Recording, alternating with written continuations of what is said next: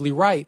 And that creates these types of scenarios that we're talking about. Now, this isn't the one rule that drives me nuts. Here is the rule I think is too punitive. It was Oakland, Dallas. Let's do sound up for the audience. Derek Carr running for the touchdown. Carr under pressure, avoids the sack, and he's going to try to run it in. Oh, did he lose the ball? Yeah, did he lose the ball? This could be a touchback. The ruling on the field is that the runner fumbled forward through the end zone and out of the end zone. Touchback. The ruling on the field is a touchback. First down, Dallas. Now, again, they got it right. Dean, it seems incredibly punitive. In the NBA, this would be like saying if you miss a dunk because you're going for a dynamic dunk, the other team gets an uncontested layup and possession of the ball. Sure. Why do you give up possession on this? It's a severe penalty. I agree with you, and we've talked about this with the competition committee. It's consistent with other loose balls that go through the opponent's end zone, the kickoff, the punt. And I think we've talked about it the last time I was on. At one point in the NFL, an incomplete pass in your opponent's end zone was a touchback. And they changed that, obviously, to promote the passing game. But again, it's consistent with the other loose balls through the opponent's end zone. It's a big penalty, but the bottom line is you did a bad thing. You fumbled the football. There has to be a penalty. Couldn't I argue, though? You don't want to punish athletes for trying to be great. Derek Carr, that would have been the play of the weekend in the NFL. Sure. And he's trying to be great, and the ball just comes out of his grasp. There was nothing. The intent was not criminal. No, not at all. And you do want to encourage great athletes to make great athletic plays. You know, there's the other scenario, though. Why can't you move it back to the 20? You could. And you retain possession. And I think that's retaining possession. There has to be, I wouldn't be opposed to that. There has to be some penalty. It can't come back to the spot of the fumble. No, I totally agree with you. But literally, if my kid doesn't do their homework, this is like instead of just saying go to your room for the night. Don't kick him out of the house. Go live with your uncle. I mean, it's just too much penalty. Okay, let's go to the 4th and 1 index card play by the ref, Gene Steratore, who's been in the league forever. He's a little bit of a showman. So this is a 4th and 1 play during the game.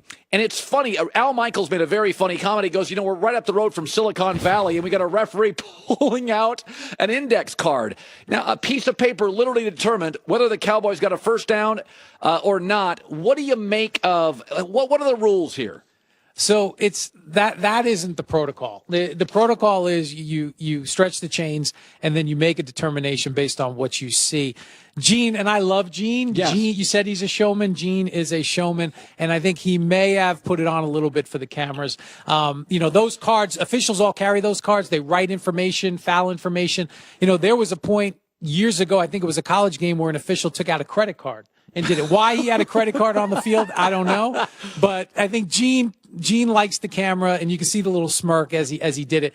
Not the protocol. He should just look at it, make a determination based on what he sees. So why did the NFL director, vice president of officiating, your former job, Mike Pereira's former job, why did they release a tape late last night?